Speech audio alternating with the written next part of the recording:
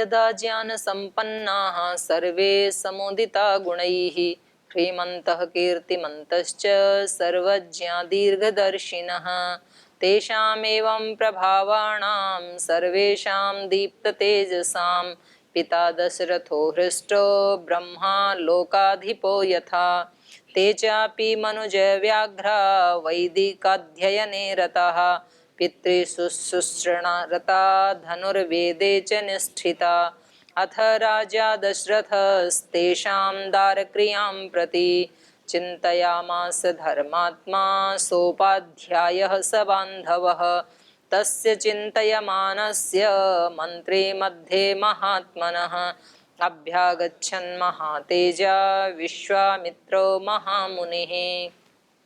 तो कह रहे हैं कि वो सारे भाई जो हैं ते यदा ज्ञान संपन्नाः, वो ज्ञान से संपन्न हो गए, मतलब युवा हो गए हैं, और सर्वे गुणई समुदिता, सब गुणों से समुदित हो गए हैं, गुणों से संपन्न हो गए हैं। ह्रीमंतः, लज्जाशील है, कोई भी गलत काम करना उनको अच्छा नहीं लगता, लज्जा आती है। कीर्तिमंतश्च, धवल कीर्ति वाले हैं, चारों की कीर्ति है एक राज्य में, अयोध्या में भी और पूरे राज्य में भी। सर्वज्ञ, भले बुरे सब समझने वाले हैं, अच्छे बुरे का ज्ञान है। दीर्घदर्शिन, दूरदृष्टा है। तेषाम एवं प्रभावाणाम सर्वेषाम, तेषाम सर्वेषाम एवं प्रभावाणाम दीप्त तेजसाम, तेषाम सर्वेषाम दीप्त तेजसाम, उन सब अत्यंत तेजस्वी पुत्रों के प्रभाव का पिता के ऊपर इतना प्रभाव पड़ रहा है। पिता दशरथो हृष्टः, उनके प्रदीप्त तेज से, उनके इस प्रभाव से पिता दशरथ हृष्टः, ऐसे ही प्रसन्न हैं जैसे यथा लोकाधिपो ब्रह्मा, जैसे कि ब्रह्मा लोकाधिपो, लोक के जो अधिपति अर्थात देवतागण, देवताओं की दिव्यता से जैसे ब्रह्मा को प्रसन्नता होती है, ऐसे ही अपने पुत्रों की दिव्यता से महाराजा दशरथ को प्रसन्नता हो रही है। हृष्टः। तेचापि मनुज व्याघ्राः वैदिक अध्ययने रता, और कह रहे हैं वो राजकुमार भी, तेच अपि, वे भी, मनुज व्याघ्राः, पुरुष सिंह, माने बहुत जो वीर होते हैं उनके लिए ये शब्द प्रयोग किया जाता है। पुरुष सिंह के जैसे पुरुष, अर्थात पुरुष सिंह वैदिक अध्ययने रताः, वो वैदिक अध्ययन में रत रहते हैं। तो इससे भी पता चलता है कि वैदिक धर्म सबसे पुराना है। तो वो कोई अंग्रेजी भाषा नहीं सीख रहे हैं, बल्कि वो वैदिक अध्ययन में रत हैं। तो किसी को महान बनाने के लिए, किसी को एक आदर्श जीवन देने के लिए वैदिक शिक्षा का बहुत बड़ा रोल है, क्योंकि व्यक्ति को बचपन से जैसी शिक्षा मिलेगी वैसे उसका जीवन का निर्माण होता चला जाएगा। तो श्री राम यदि सारी मानवता के आदर्श बने तो उसके पीछे एक कारण ये भी है कि उनकी शिक्षा कैसी है, वैदिक शिक्षा है वो, क्योंकि वो तो राजा के पुत्र थे, किसी कॉन्वेंट स्कूल में भी तो पढ़ सकते थे, कहीं विदेश में जाके भी तो पढ़ सकते थे, लेकिन उन्होंने क्या पढ़ा, वैदिक शिक्षा को पढ़ा। तो वैदिक अध्ययने रता, पितृ शुश्रूषण रता, पिता की शुश्रूषा में रत रहते हैं। देखो ये हर 3-4 श्लोक के बाद ये विशेषण दे देते हैं। तो इससे भी क्या पता चलता है कि जिस व्यक्ति को अपनी आयु बढ़ानी हो, विद्या, तप, बल, तो उसको क्या करना चाहिए, नित्यं वृद्धोपसेविनः चत्वारि तस्य वर्धन्ते, अभिवादनशीलस्य नित्यं वृद्धोपसेविनः चत्वारि तस्य वर्धन्ते आयुर्विद्या यशो बलम। तो जो भी अपने आसपास बड़े हों, जरूरी नहीं अब माता पिता से तो आप दूर आ गए हैं, गुरुजी के भी नित्य संपर्क में नहीं रहते हैं, कभी कभी संपर्क में आते हैं, तो और तो वरिष्ठ है ना आपके पास यहाँ, तो उनको ही वृद्ध वृद्ध 2 तरह से होते हैं, एक ज्ञान में वृद्ध होते हैं, एक आयु में वृद्ध होते हैं। तो आयु में जो वृद्ध होते हैं उनको ज्यादा ज्ञान ना भी हो तो भी उनकी इज्जत करनी चाहिए। तो कुछ अपने यहाँ सेवा वर्ग में ऐसे हैं जिनकी आयु बड़ी है, तो भले ही उन्होंने व्याकरण नहीं पढ़ा है, बहुत ज्यादा ज्ञान नहीं, लेकिन आयु में तो बड़े हैं ना। तो कुछ लोग ऐसे सोचते हैं कि इनको तो कुछ आता ही नहीं है और हम तो वैयाकरण हैं, तो वो उनकी उपेक्षा करते हैं। तो ये वैदिक धर्म के विरुद्ध है। वृद्धों की तो नित्य सम्मान ही करना चाहिए। और कुछ ऐसे हैं आयु में तो छोटे हैं लेकिन ज्ञान में बड़े हैं, वो हमारे से ज्यादा जानते हैं, तो उनको छोटा होते हुए भी हमें सम्मान देना चाहिए। तो फिर चार चीजें बढ़ती हैं। अभिवादनशीलस्य, अभिवादन का शील है जिसका स्वभाव है, क्योंकि व्यक्ति अभिवादन करते हुए खुद नहीं झुकता है, दूसरे को झुका देता है।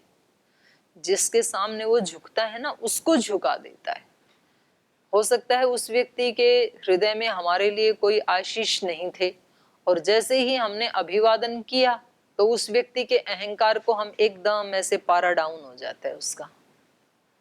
कोई व्यक्ति हमारे से बहुत नाराज है, हमारे को दंड देना चाहता है, और उसको आप बोलो कान पकड़ के सॉरी, तो क्या करेगा वो? माँ बाप बहुत नाराज होते हैं कभी कभी बच्चों से, गुरुजन होते हैं, अध्यापक होते हैं, और बच्चा बोल दे सॉरी, वो भी कान पकड़ के, तो फिर उसका गुस्सा एकदम डाउन आ जाता है, भाई इसने मान ली अपनी त्रुटि, बस बात खत्म। तो ये है अभिवादन का शील। तो आप क्या झुके? आपने उस व्यक्ति को ही झुका दिया। बछड़ा क्या झुकता है? वो गाय को ही झुका देता है। बछड़ा दोनों घुटने टिका के जब माँ के पास दुग्ध पान करने के लिए जाता है तो गाय दूध बहाने लगती है, रुकता नहीं है उसका दूध, अपने आप स्तन से बहने लगता है। जब बछड़ा थोड़ा बड़ा होता है उसको सींग निकल आते हैं, तो गाय को ऐसे मारता है, तो गाय भी लात मारती है, बोले अब इसके अंदर विनम्रता नहीं रही, अब ये सींग मारने लग गया है। फिर गाय के स्तन से दूध आता ही नहीं है जब वो बड़ा हो जाता है ना, और छोटा होता है तो उसमें विनम्रता होती है, झुकता है वो। तो इसलिए वहां पर कहा अभिवादनशीलस्य, जिसका अभिवादन का शील है उसके चार चीजें बढ़ जाती हैं। आयु भी बढ़ेगी, विद्या भी, तप भी, बल भी, यश भी, वो सब बढ़ेगा। तो ये भी कैसे हैं? पिता की सेवा में रत रहते हैं। तो ये कैसे रहते हैं? वैदिक अध्ययन में भी रत हैं, धनुर्वेद के अध्ययन में भी रत हैं, और पिता की सेवा में भी रत हैं। शक्ति खूब होती है व्यक्ति के पास, अगर वो उसको वेस्ट ना करे तो व्यक्ति पढ़ाई भी कर सकता है, सेवा भी कर सकता है, आध्यात्मिक उन्नति भी कर सकता है, फिर भी बच जाएगा टाइम। लेकिन उसको अपने टाइम और अपनी शक्ति का मैनेजमेंट करना नहीं आता है, तो टाइम को भी वेस्ट कर देता है, शक्ति को भी वेस्ट कर देता है। पर्याप्त है, कम नहीं है। इतने ही टाइम में महापुरुष बहुत ज्यादा उन्नति कर जाते हैं इन्हीं संसाधनों में। वो ही शरीर, वो ही देश, वो ही स्थान, इतने आगे बढ़ जाते हैं। उनको मैनेजमेंट करना आता है कि शक्ति को कहाँ लगाना है, कहाँ से हटाना है। और जिसको मैनेजमेंट नहीं आता, शक्ति को बिखेरता रहता है शक्ति, लेकिन कहाँ लग रही है? सोने में लग रही है, बहाने बनाने में लग रही है, कुछ उल्टा पुल्टा सोचने में शक्ति है। सारी वेस्टेज है ये एनर्जी का। तो ये कैसे रहते हैं? ये या तो अपनी शक्ति को पढ़ने में लगाते हैं, वेद का अध्ययन करते हैं, धनुर्वेद का करते हैं, या तो पिता की सेवा करते हैं। ते चापि मनुज व्याघ्रा वैदिक अध्ययने रता पितृ शुश्रूषणा रता धनुर्वेदे च निष्ठिता। धनुर्वेद में उनकी निष्ठा है। अथः दशरथ तेषां दारक्रियां प्रति चिंतयामास। तो अब ये युवा हो गए हैं, पढ़ाई भी इनकी, इन्होंने ये वेदवित हो गए हैं। ऊपर आया था ना 34 नंबर में, ज्ञान संपन्ना सर्वे, सब ज्ञान से संपन्न हो गए हैं, इसका मतलब शिक्षा पूरी हो गई है इनकी। तो तब एक दिन, अथ एक दिन, राजा दशरथ तेषाम दारक्रियाम प्रति चिंतयामास, उनके विवाह के बारे में कुछ सोच रहे थे कि भाई अब बच्चे जवान हो गए, दारक्रिया मतलब विवाह, तो इनका विवाह करना चाहिए। दारक्रियां प्रति चिंतयामास धर्मात्मा सौपाध्याय स बांधवः। अपने भाई बंधुओं के साथ और अपने उपाध्याय विद्वानों के साथ बैठे थे, तो वहां सभा में चर्चा कर रहे थे कि भाई बच्चे बड़े हो गए, अब इनकी विवाह शादी करना है। तस्य चिन्तयमानस्य मंत्री मध्ये महात्मनः अभ्यागच्छन् महातेजा विश्वामित्रो महामुनि। तो इस प्रकार वो चिंतयमानस्य, इस प्रकार चर्चा करते हुए के वो चर्चा कर ही रहे थे अपने मंत्रियों से, अपने बड़ों से। मंत्री मध्य महात्मा ने, वो महात्मा अपने मंत्रियों के साथ इसकी मंत्रणा कर ही रहे थे, तभी महामुनि महातेजस्वी विश्वामित्र अभ्यागच्छन वहां आए। तो ये जो कहते हैं ना कि बचपन में ही विश्वामित्र उनको ले गए बुला के, ये सत्य नहीं है। विश्वामित्र कब आए हैं? जब वो उनके विवाह के बारे में सोच रहे हैं, युवा हो गए हैं वो, तो उनकी शिक्षा तो महर्षि वशिष्ठ के पास ही पूरी हो गई है। तो रामायण क्या बता रही है कि वो युवा होने के बाद गए हैं विश्वामित्र जी के साथ। स राज्यों दर्शनाकांक्षी द्वाराध्यक्षानुवाचः शीघ्रम् आख्यात मां प्राप्तं कौशिकं गाधिनः सुतं तच्छ्रुत्वा वचनं तस्य राज्ञो विस्म प्रदुद्रुवुः सम्भ्रान्तमनसः सर्वे तेन वाक्येन चोदिताः ते गत्वा राजभवनं विश्वामित्रं ऋषिं तथा प्राप्तामावेदयामासुर्नृपाय इक्ष्वाकये तदा तेषां तद्वचनं श्रुत्वा स पुरोधा समाहितः प्रत्युज्जगाम संहृष्टो ब्रह्माणमिव वासवः स दृष्ट्वा ज्वलितं दीप्त्या तापसं संशितव्रतं प्रहृष्टवदनो राजा ततो अर्धम् उपाहरत् स राज्य प्रतिगृह्यार्ध्यं शास्त्रदृष्टेन कर्मणा कुशलं चाव्ययं चैव पर्यपृच्छन्नराधिपं पुरे कोशे जनपदे बान्धवेषु सुहृत्सु च कुशलं कौशिको राज्य पर्यपृच्छत्सु धार्मिकः। स राज्य दर्शनाकांक्षी, तो वो जो विश्वामित्र थे वो राज्य दर्शन आकांक्षी, राजा के दर्शन के आकांक्षी थे, राजा को देखना चाहते थे, मिलना चाहते थे। इसलिए द्वाराध्यक्ष अनुवाच है, इसलिए उन्होंने द्वारपालों से कहा कि भाई अंदर जाके बताओ, हम महाराज से मिलना चाहते हैं, उनके दर्शन के आकांक्षी हैं।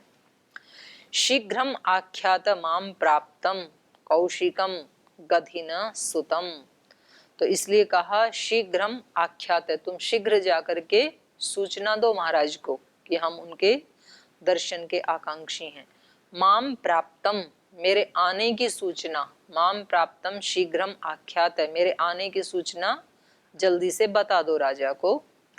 कौशिकम गधिना सुतम, कि कौन आए हैं? कौशिक, तो ये इनका वो होगा, सरनेम होगा। कौशिक गाधिनः, गाधिन माने कुक्षिक वंशी, गाधी पुत्र। गाधिन, गाधी के सुत, गाधी के पुत्र, इनके वंश में कोई हुए होंगे ऋषि। गाधिन सुतम, गाधी के पुत्र कुक्षिक वंशी विश्वामित्र आए हैं। तो पहले ये प्रथा रही होगी, पहले प्रणाम भी ऐसे ही करते थे, पहले अपना नाम बोलेंगे, गोत्र का बोलेंगे, पिता का बोलेंगे, फिर कहेंगे अभिवादये भो, ये मैं आपको प्रणाम कर। दक्षिण में आज भी है ये प्रथा, जैसे कर्नाटक आदि में जाते हैं तो वो जब जैसे श्रद्धेय स्वामी जी महाराज को प्रणाम करेंगे या किसी भी संत को करेंगे, तो फिर वो एक लाइन बोलेंगे पहले, ये मेरा नाम है, ये पिता का है, ये मेरे वंश का है, इस कुल खानदान का हूँ, फिर बोलेंगे कि मैं आपको प्रणाम करता हूँ। तो इससे माने थोड़े में सारा परिचय हो जाता है, और दूसरा अपने जो वंश परंपरा है उसका गौरव भी रहता है।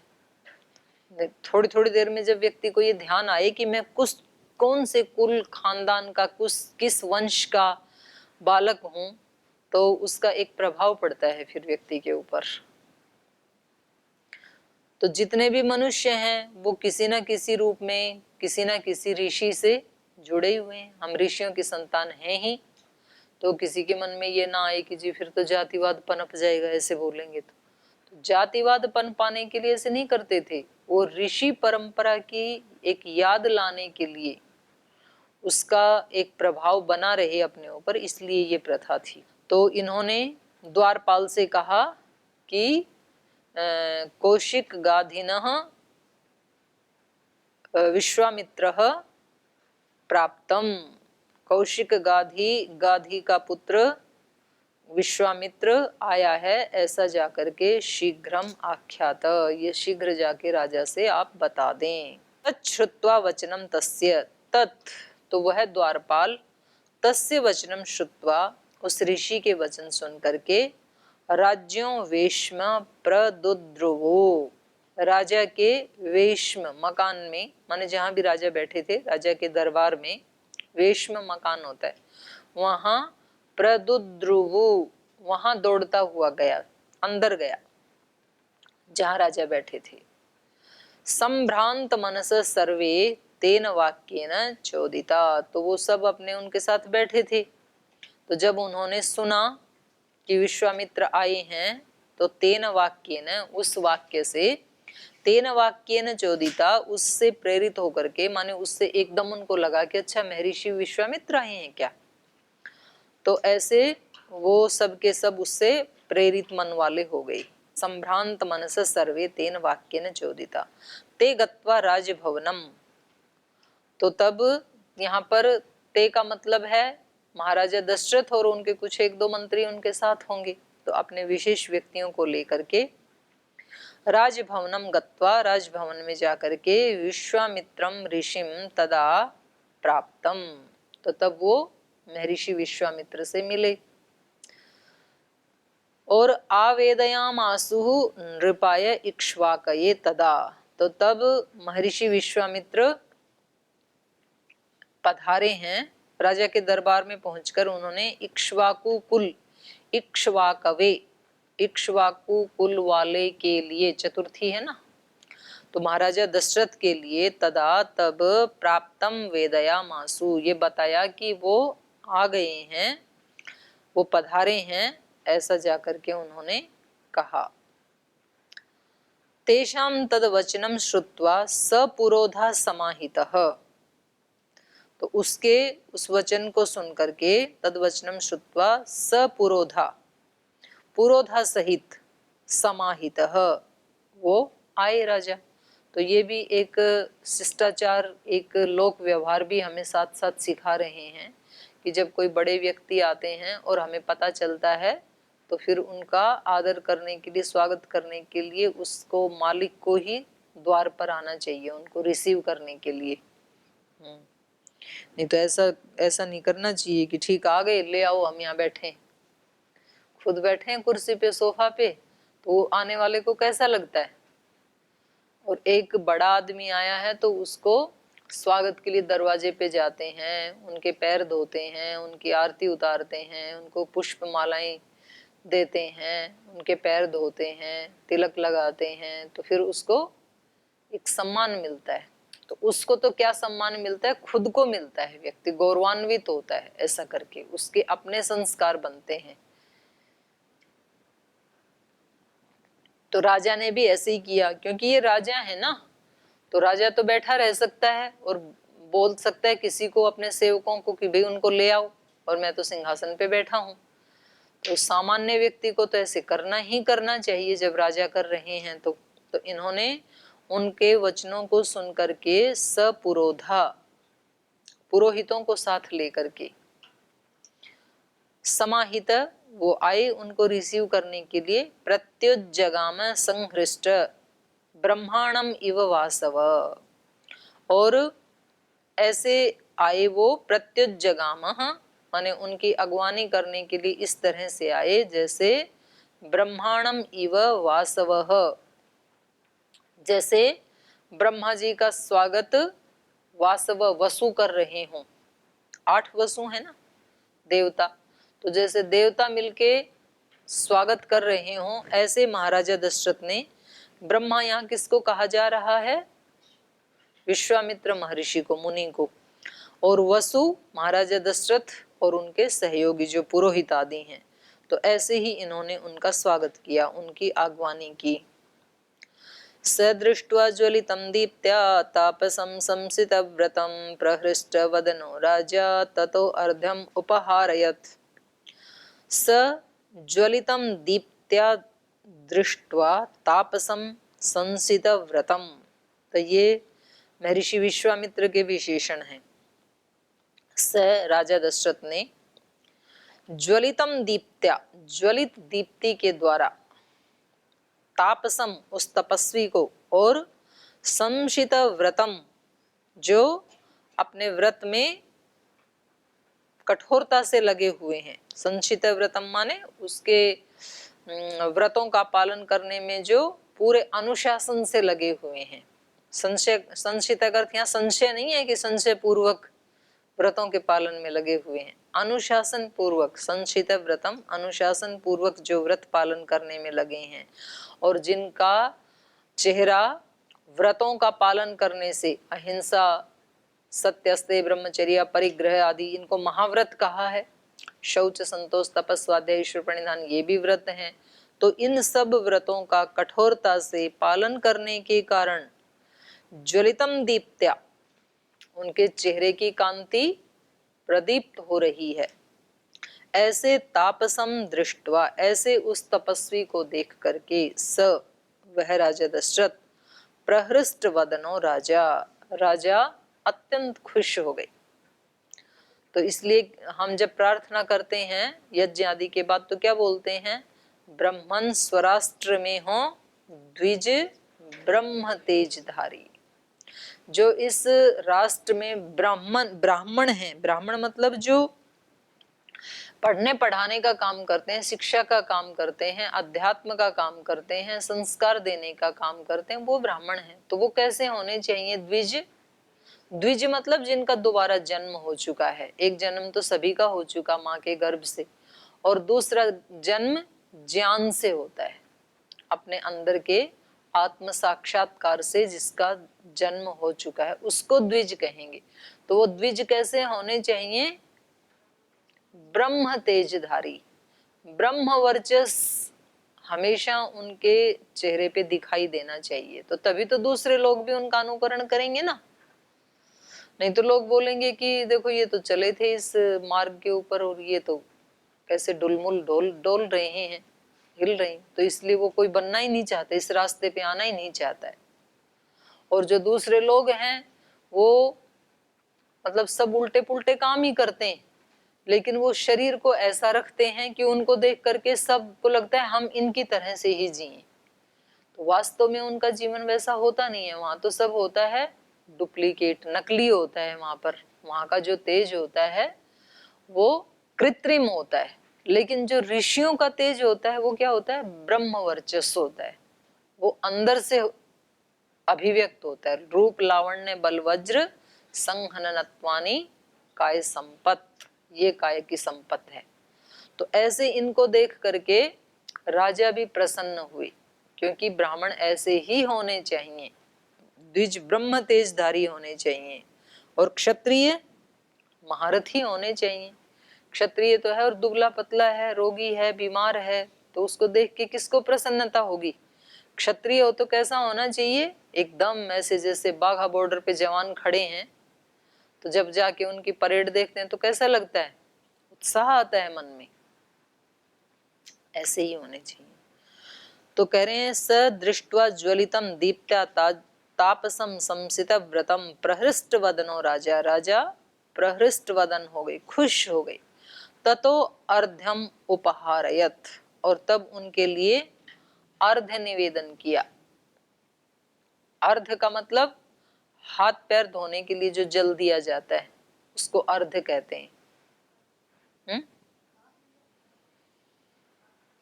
ध है ना, घ अर्घ्य, अर्घ्य भी कहते हैं उसी को। सूर्य चंद्र को देते हैं ना, अर्घ्य बोलते हैं उसको भाषा में। अर्घ्य दे माने लोटा भर के उसकी तरफ डालते हैं, तो पानी के अंदर से जो रश्मि आती है तो उसकी वो बढ़ जाती है, शक्ति बढ़ जाती है, तो इसलिए देते हैं। तो ये अतिथि कोई भी आए तो सबसे पहले उसको हाथ पैर धोने के लिए जल देना चाहिए। आए हैं तो अभी तो कोरोना में तो सभी धुलाते हैं, पहले सैनिटाइजर रखा है, हाथ पैरों में लगाओ। तो कोरोना के बिना ही करते थे हमारे यहाँ, तो वैदिक परंपरा ही यही है।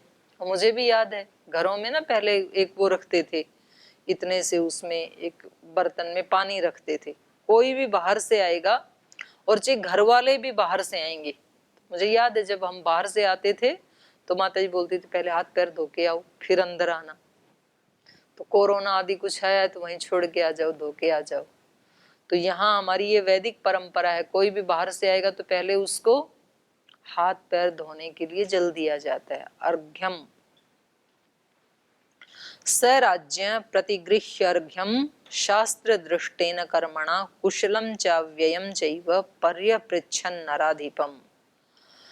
स राज्य, तो उस विश्वामित्र ऋषि ने, राज्य है राजा के, उस अर्घ्य को प्रतिगृह्य, अर्घ्यम उसको ग्रहण किया, स्वीकार किया।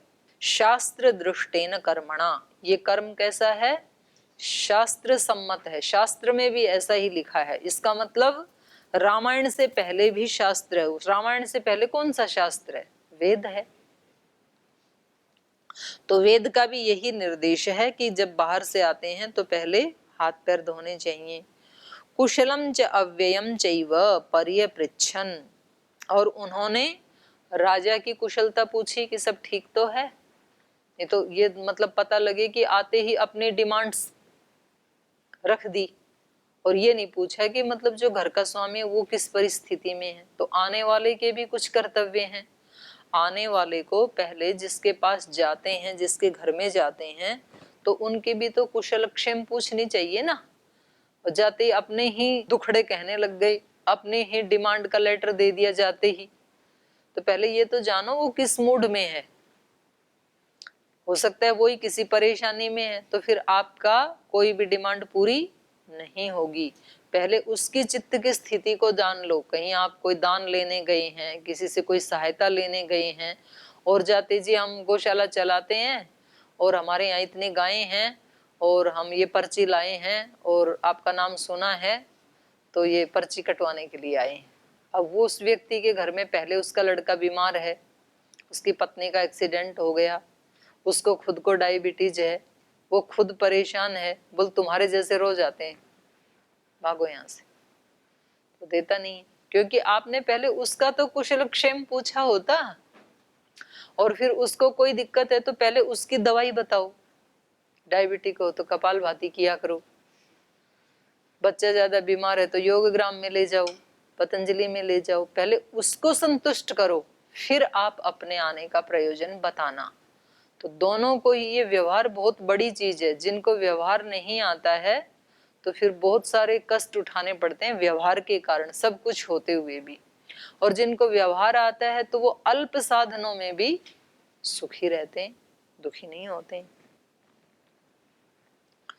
तो इन्होंने भी कुशलम च अव्ययम च, उनका कुशल पूछा और उनका खर्चा आदि क्या चल रहा है, उनकी क्या गतिविधियां हैं। पर्यपृच्छन् नराधिपम, इन्होंने भी राजा से पूछा। पूरे कोशे जनपदे बांधवेशु सुहृत्सु च कुशलम कौशिको राज्य पर्यपृच्छत् सुधार्मिक। तो पहले किसके बारे में पूछा? आते ही कोश के बारे में। खजाना तो, कमाई तो ठीक चल रही है, खजाना तो ठीक है। जनपदे, राज्य में परिवार के साथ साथ राज्य में सब कुशल मंगल हैं। बांधवेशु, भाई बंधु ठीक हैं। सुहृत्सु, मित्रगण सब ठीक हैं। कुशलम, सब कुशल हैं। ऐसे कौशिक है, इस कौशिक ने राज्य पर्यपृच्छत्। सुधार्मिक कौशिक है, सुधार्मिक इस कौशिक ऋषि ने राजा से पूछा। तो शेष कल पढ़ेंगे, आज ही विराम दे दो।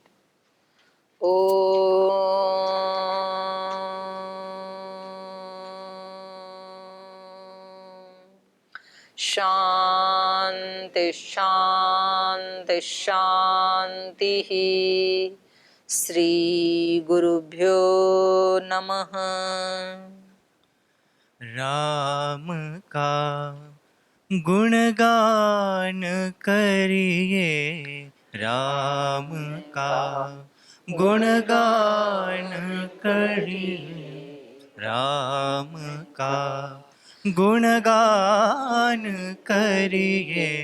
राम प्रभु की भद्रता का, सभ्यता का ध्यान धरिए, ध्यान धरिए। राम का गुणगान करिए, राम का गुणगान करिए।